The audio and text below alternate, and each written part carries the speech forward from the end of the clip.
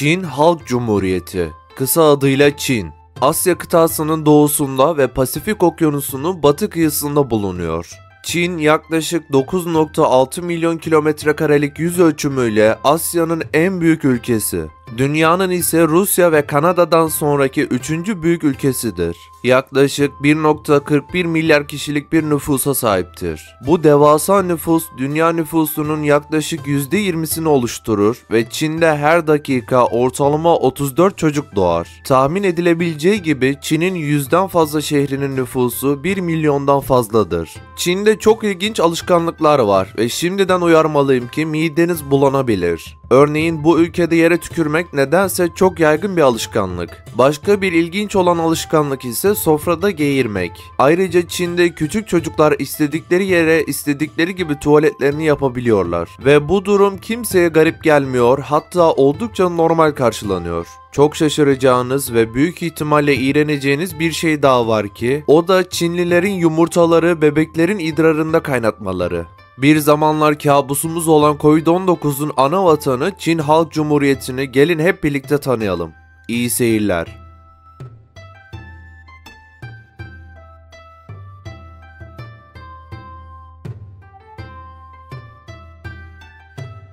Çin Halk Cumhuriyeti, Doğu Asya'da Pasifik Okyanusu'nun batı kıyısında yer alan bir devlettir. Doğuda Sarı Deniz ve Doğu Çin Denizi, Güneydoğu'da Güney Çin Denizi ile sınırlıdır. Karada ise Kuzey Kore, Moğolistan, Rusya, Kazakistan, Kırgızistan, Tacikistan, Afganistan, Pakistan, Hindistan, Nepal, Bhutan, Myanmar, Laos ve Vietnam olmak üzere 14 ülke ile sınırı bulunmaktadır. Başkenti Pekin, para birimi ise Yuan'dır.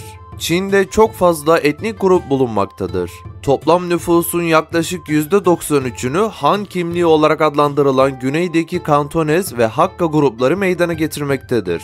%7'sini ise Huylar, Moğollar, Uygurlar, Tibetliler, Zhuanglar ve Koreliler oluşturmaktadır. Çin'deki en kalabalık Türk topluluğu Uygurlardır. Azınlıklar çoğunlukla ülkenin kuzeybatı, güneybatı ve kuzeydoğusunda yaşamaktadır. Ülkede resmi olarak tanınan 5 büyük din bulunmaktadır. Budizm, özellikle Mahayana Budizmi ile en yaygın inançtır. Taoizm ve Konfüçyüsçülük Budizm'den sonra gelen dinlerdir. İslam, Hui ve Uygur etnik grupları arasında yaygındır. Hristiyanlık ise Katolik ve Protestan mezhepleriyle temsil edilir. Bunun yanı sıra Çin halk dinleri, atalara tapınma ve yerel inançlarda toplumun önemli bir parçasıdır. Çin Halk Cumhuriyeti resmi olarak ateist bir devlet olmasına rağmen vatandaşları dini inanma özgürlüğüne sahiptir. Ancak devlet dini faaliyetleri sıkı bir şekilde denetler ve yönlendirir. Çin'de sadece devlet tarafından onaylanmış dini kuruluşlar faaliyet gösterebilir.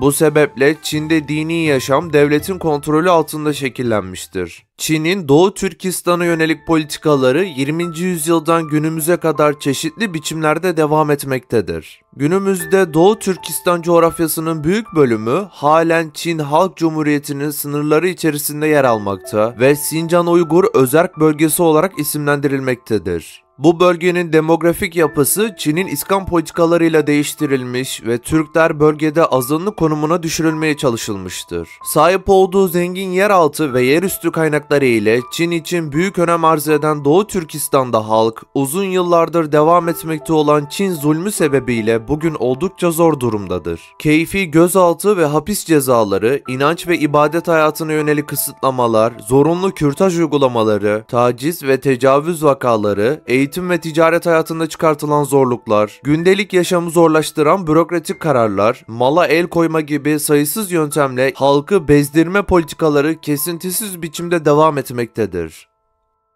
Çin Halk Cumhuriyeti, devletin ilan edildiği 1 Ekim 1949 tarihinden bu yana tek parti rejimiyle idare edilmektedir. Devlet yönetimi ve genel politikalar 1921 yılından bu yana faaliyette olan Çin Komünist Partisi tarafından belirlenmektedir. Partinin genel sekreteri aynı zamanda devlet başkanı olarak görev yapmaktadır. İşçi sınıfının liderliğinde ve İşçi Köylü İttifakı temelindeki halkın demokratik yönetiminde bir sosyalist devlettir. Sosyalizm, Çin Halk Cumhuriyeti'nin temel sistemidir.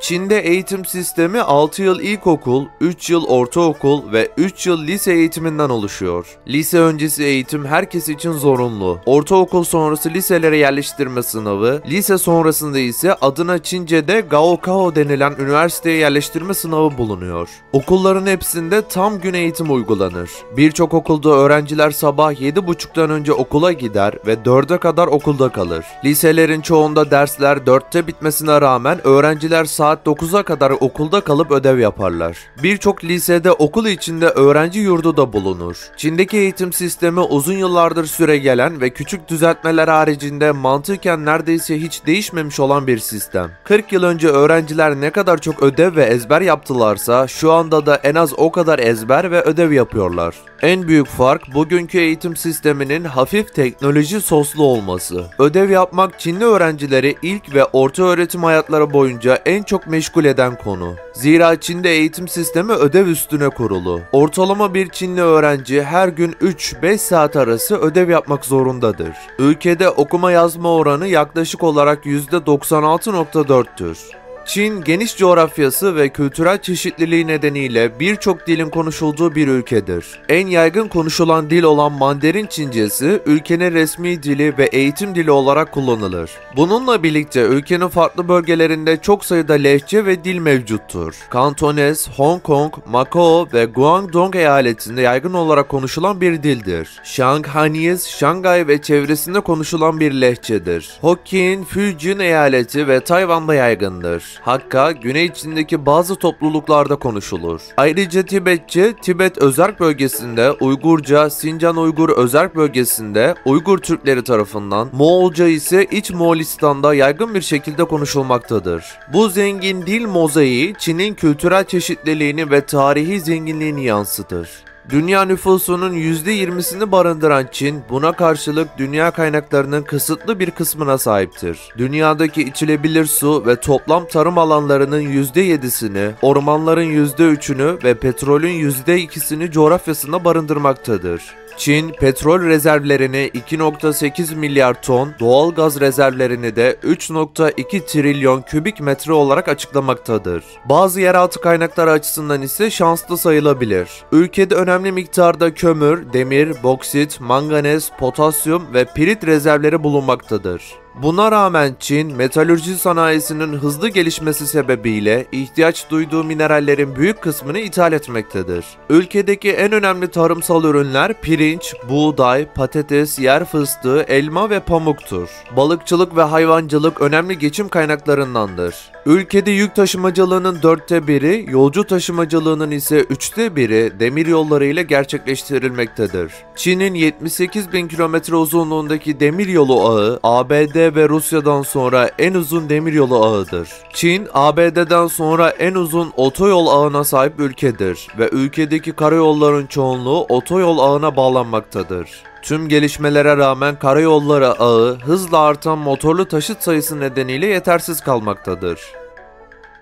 Çin yemek kültürü denince masa hariç 4 ayaklı her şeyi, gemi hariç yüzen her şeyi ve uçak hariç uçan her şeyi yerler algısı bulunuyor. Uygarlık tarihinde çok sayıda salgın hastalığın Asya ve özellikle Çin kaynaklı olmasının bu nedenle tesadüf olmadığını gözlemlemek mümkün. Ayrıca vahşi hayvanlarda hala modern tıp tarafından tanımlanmamış 1.7 milyon virüs çeşidinin bulunduğu belirtiliyor. Peki Çin'de gerçekten hangi hayvanlar yeniyor? Koronavirüsün çıkış merkezi olan Wuhan'daki Huanan balık pazarı ile başlayalım. Burada çeşitli egzotik vahşi yaşam türleri satılıyor. Aralarında yavru kurtlar ve mis kedisi gibi kolay akla gelmeyecek canlılar da var. Örneğin bir önceki şiddetli akut solunum sendromu olarak kategorize edilen SARS virüsü mis kedisi ile ilişkilendirildi. Bundan da önce 2002-2003 yıllarında yüzlerce kişinin ölümüne neden olan SARS virüsü de yarasalar ile ilişkilendirildi. Pazardaki kasaplarda tavuk, koyun, domuz, tavşan, köpek, tilki, ceylan, timsah, dev semender balığı, yılan, sıçan, dağ sıçanı, tavus kuşu, deve kuşu, kirpi, kunduz, porsuk, yarasa, koala, eşek ve deve gibi toplamda 112 farklı et çeşidi mevcut. Yine de bu sayı ülke genelinde neredeyse ayrımsız şekilde tüketilen tüm deniz canlılarını saymak için yeterli değil. Peki sizce bu tuhaf yemekleri neden yiyorlar? Daha önce de bahsettiğim gibi Çin günümüzde virüsler ve tuhaf yemeklerle özdeşleşmiş bir ülke olarak biliniyor. Ancak Çinlilerin böcek gibi yenmeyecek şeyleri bile yemelerinin altında çok büyük bir acı yatıyor. Bu acılardan en büyüğü de Büyük Çin kıtlığı olarak bilinen dünya tarihinin en büyük trajedilerinden biridir. Bu dönemde insanlar hayatta kalmak için aklınıza gelecek her türlü şeyi tüketmek zorunda kaldı. Hikaye aslında 1949'da başlıyor. 1949 yılına kadar Çin büyük ölçüde tarıma dayalı bir ekonomiye sahipti. Çin Devlet Başkanı Mao Zedong yönetime gelir gelmez ülkeyi fakir bir toplumdan dünyanın en büyük ekonomisine sahip ülkelerden biri haline getirmek istiyordu. Bu yüzden büyük ileri atılım adını verdiği, milyonlarca insanın canına mal olacak sanayileşme odaklı bir program başlattı. O zamanlar Çin nüfusunun yaklaşık %80'i kırsal alanda yaşıyordu. Yeni hükümet sanayileşme programını hızlandırmak için önce bu insanların topraklarını, haklarını elinden aldı. Sonrasında bağınızı, bahçenizi bırakın, gelin madenlerde, fabrikalarda çalışın emri verdi. Bu emre uymak zorunda kalan milyonlarca insan şehirlere göç etmek zorunda kaldı. Kırsalda küçük bir nüfus kaldı ve devlet bu insanları küçük gruplara ayırarak mahsul yetiştirmeye başlattı. Uygulanan politikaların oldukça başarılı olduğunu göstermek isteyen ve Başkan Mao'ya yaranmak isteyen yetkililer, tarımda üretimin arttığına dair abartılı raporlar hazırlamaya başladılar. Gerçekte ise tarım üretimi ciddi oranda düşmüştü. Sahte raporların sonucunda şehirlere daha fazla tarım ürünü yollanıyor, çiftçilerin kendilerine daha az ürün kalıyordu. Tüm bunların üstüne bir de bitkilerin birbirine daha yakın ve daha derine ekilmesi gibi yanlış tarım fikirleri uygulanmaya başlanınca, İşler yavaş yavaş çığırından çıkmaya başlamıştı. Hükümet bu durumun yaşanmasında uyguladığı politikaların hiçbir etkisi yokmuş gibi davranmaya ve yanlış politikalarına devam ediyordu. Bu politikalardan en can alıcısı ve kıtlığın bambaşka bir boyut kazanmasına neden olan şey 4 haşere kampanyasıydı. Mao yönetimi serçelerin tarlalara zarar verdiğini düşünerek serçelerin öldürülmesi için kampanya başlattı. Ancak serçeler ürünlere bir zarar veriyorsa böcekleri yiyerek beslendikleri için tarlaları 2 kat koruyorlardı. Bunun farkında olmayan yetkililerin ve halkın yaklaşık 1 milyar serçeyi öldürdüğü tahmin ediliyor. Serçelerin öldürülmesinden sonra mahsulleri yiyen diğer hayvanların düşmanı kalmamıştı. Hal böyle olunca çekirge gibi böcekler de tarlaları basmaya başladı. Tüm bu sorunların üstüne 1959 yılında Çin'in güney kısmı sellerle, kuzey kısmı ise kuraklıkla boğuşmaya başladı. Yaşanan olaylardan sonra durumu toparlayamayacağının farkında olan hükümet, büyük bir kıtlıkla karşı karşıya olduklarını halka açıkladı. Artık insanların hayatta kalabileceği kadar bile yiyecek sağlanamıyordu. Yiyecek stoklarının çalınması nedeniyle hükümet sert önlemler aldı ve yiyecek bulmak için milyonlarca insan şehirleri terk etmek zorunda kaldı. Fakat kırsal alanlarda da yiyecek bulmak zordu ve milyonlarca insan açlık nedeniyle hayatını kaybetti. Kıtlığın en korkunç sonuçlarından biri insanların böcek yemeye başlamasıydı. İnsanlar yiyecek bulmak için fare, yılan ve böcekler dahil her türlü yaban hayatını yemeye başladılar. Bu durum insanlar arasında salgın hastalıkların yayılmasına da neden oldu. Yani Çinliler için böcek yemek hayatta kalmak adına zorunlu bir ihtiyaç haline gelmişti. 1960 yılında Mao Zedong tarım politikalarını değiştirerek köylülere daha fazla özgürlük tanıdı. Tarım ürünlerinin fiyatını yükseltti ve köylülerin ürettikleri ürünleri özgürce satabilmelerine izin verdi. Bu politikalar tarım üretiminde bir artışa neden oldu ve yiyecek stokları tekrar oluşturuldu. 1958-1962 yılları arasında yaşanan bu kıtlık, Çin halkı üzerinde derin yaralar bıraktı. Yaklaşık 45 milyon insanın açlık ve hastalık nedeniyle öldüğü tahmin ediliyor. Çin'in tarihinde bir dönüm noktası olan bu felaketten sonra ülkenin politikaları tamamen değiştirildi. Ancak böcek yemek bir kültür haline geldi.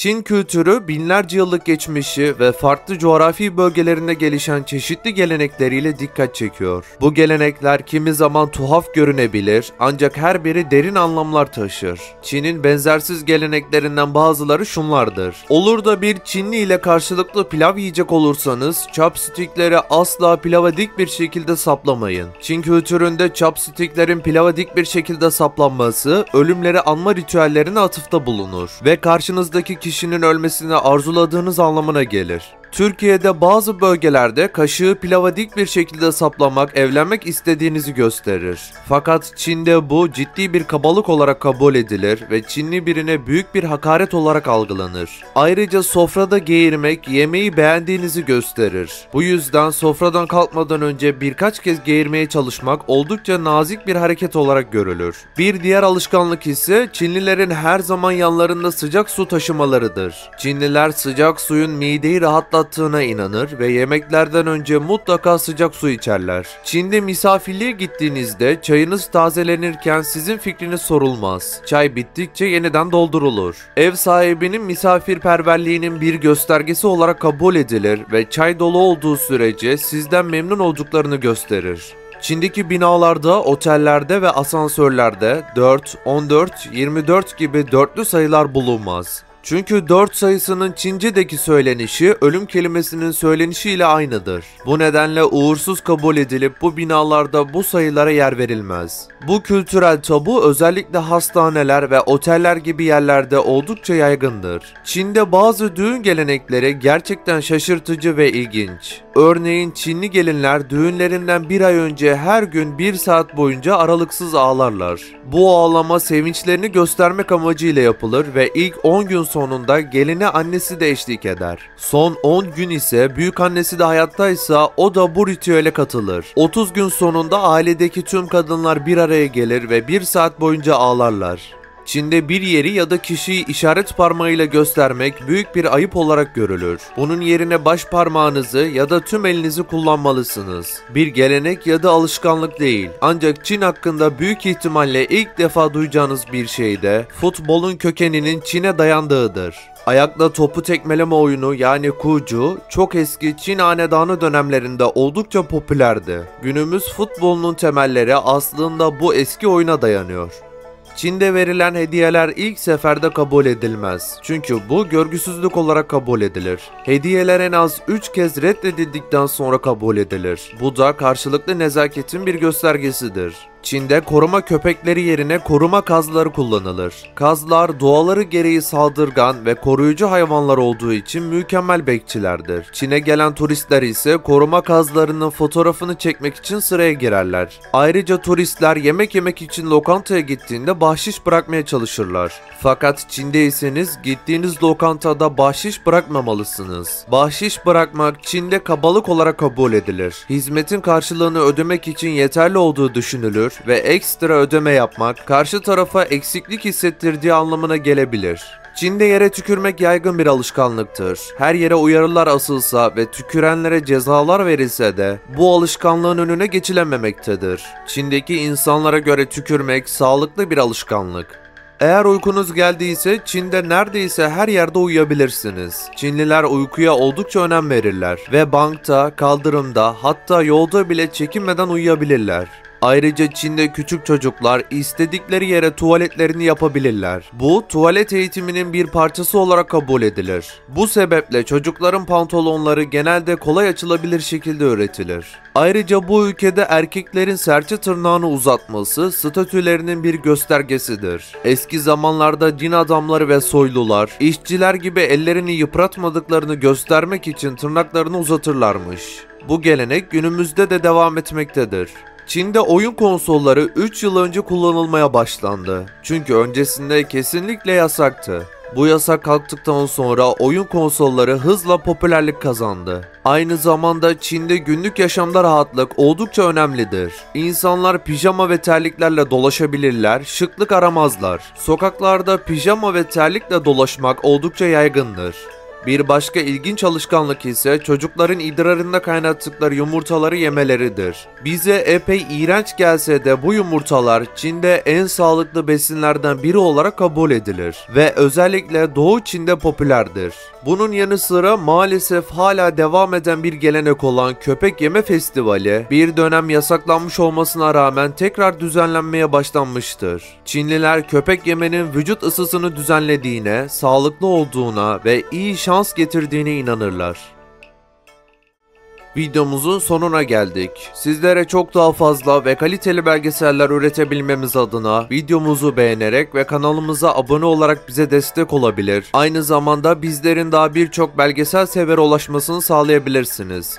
Ayrıca sol tarafta eksi 64 derecede yaşayan insanların bulunduğu dünyanın en soğuk şehri Yakutsk'u anlattığım belgesel yer alıyor. Sağdaki oynatma listesi ise sizler tarafından en çok beğenilen videolardan oluşmakta.